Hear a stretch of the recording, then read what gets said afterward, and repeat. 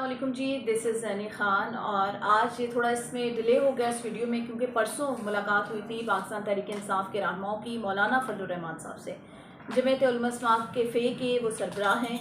कहा जाता है कि मौलाना साहब का सियासत में कोई ख़ास रोल नहीं है, क्योंकि अगर उनकी पार्टी की बात की जाए तो इतने मेम्बरान उनके असम्बली में नज़र नहीं आते, अभी से नहीं, जब से उनकी पार्टी बनी तब से। लेकिन उनके किरदार का या सियासी किरदार उनका हुकूमत बनाने में, हुकूमत गिराने में या मसालियत के अंदर कितना है, वो हम देखते हैं कि जब से मौलाना ने और उनके वालिद ने सियासत शुरू की तब से लेकर अभी तक पाकिस्तान की सियासत को मोड़ने में, हुकूमत बनाने में, हुकूमत गिराने में मौलाना फजल रहमान का एक अहम किरदार रहा है।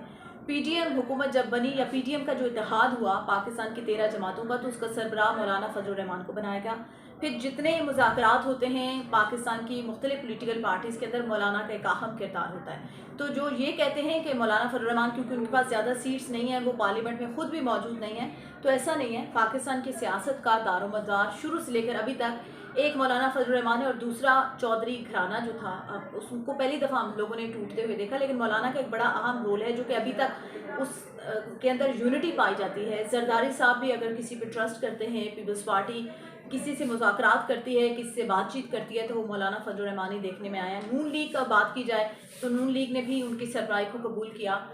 ये और बात है कि उस टाइम पे कहा जा रहा था कि मौलाना फजल रहमान सदर बनेंगे जब पीटीएम हुकूमत में आई और पाकिस्तान तहरीक इंसाफ की हुकूमत गिराई गई थी। लेकिन आरिफ अलवी कुछ आइनी वजूहात की बिना पर उनको ही प्रोलॉन्ग करना पड़ा और मौलाना साहब को उस वक्त चांस नहीं मिला।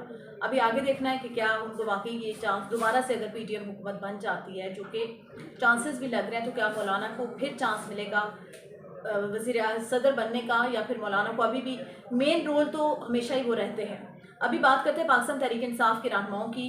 इमरान खान पार्लियामेंट के अंदर फ्लोर पर खड़े होकर, कंटेनर के ऊपर खड़े होकर इनको डीजल भी कहा करते थे, मौलाना फजलू भी कहा जाता, और मुख्तलिफ नाम लिए जाते थे। तब भी क्रिटिसाइज़ किया जाता था कि मौलाना साहब एक बहुत मैच्योर सियासतदान है, तो उनके लिए ऐसे अल्फाज इस्तेमाल ना किए जाएँ। लेकिन जेल जाने तक इमरान खान ने यही कहा कि वो किसी भी मुखालिफ के साथ नहीं बैठेंगे, उनके साथ मिलकर हुकूमत नहीं बनाएंगे, मिलकर उनके साथ बातचीत नहीं करेंगे, डेमोक्रेटिक सिस्टम को आगे लेकर नहीं जाएंगे। लेकिन वो जेल में है अभी।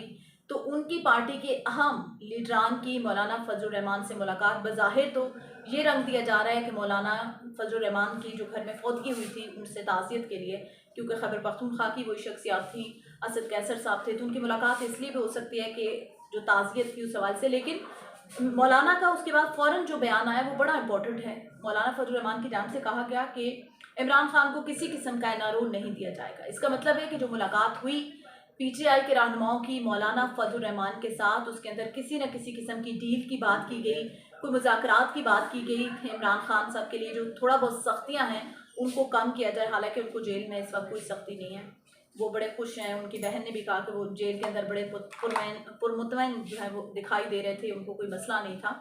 तो अभी देखने में ये आ रहा है कि डील की जा रही है तहरीक इंसाफ की, चाहे वो बाहर लीडरशिप हो, या हो सकता है इमरान खान की इंस्ट्रक्शन पे ये ना किया जा रहा हो क्योंकि वो इस वक्त जेल में है।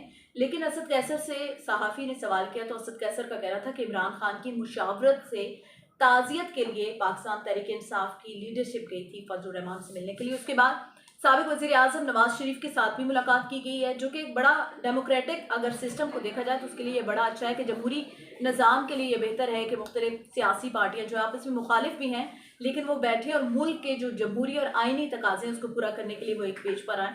तो अभी आगे देखना है कि मौलाना क्या रोल प्ले करते हैं इसके अंदर, और क्या तहरीक इंसाफ के लिए जो मुश्किलात हैं इलेक्शन तक वो ख़त्म होती हैं या नहीं। इस दुआ के साथ इख्तिताम करेंगे कि अल्लाह पाकिस्तान और पाकिस्तानियों के लिए आसानियाँ पैदा करें।